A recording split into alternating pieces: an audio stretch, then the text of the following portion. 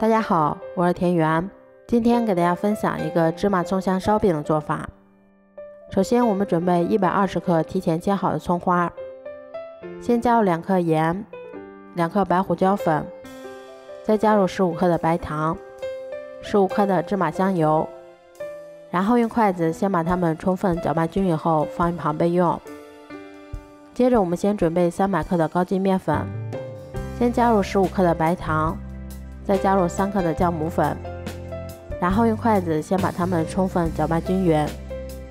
接着我们再少量多次的加入大约160毫升的清水，然后用筷子先把它们搅拌成这种面絮状。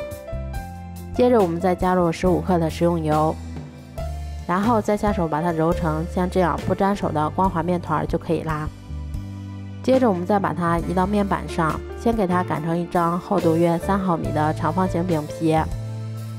擀好后，再把我们调好的葱花馅也加进来，然后用勺子底部先给它尽量涂抹均匀一些。接着我们再像这样把它的上下两边各给它折叠一下。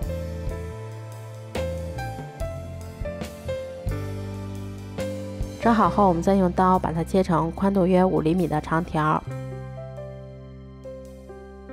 都切好后，先把它们依次放到铺有硅油纸的烤盘里面。接着我们先在表面刷上一层白糖水或者蜂蜜水，最后我们在表面再撒上一些白芝麻增香。撒好后，我们先用手把白芝麻给它轻轻的按压牢固一些，然后再给它盖上保鲜膜，让它先醒发30分钟左右。醒好后，我们再把它放到预热好的烤箱里面，烤箱中层上下火180度，烤20分钟左右就可以啦。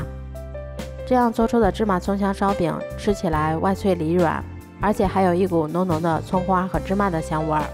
如果喜欢的话就试试吧。喜欢我的视频就关注我吧，谢谢您的支持。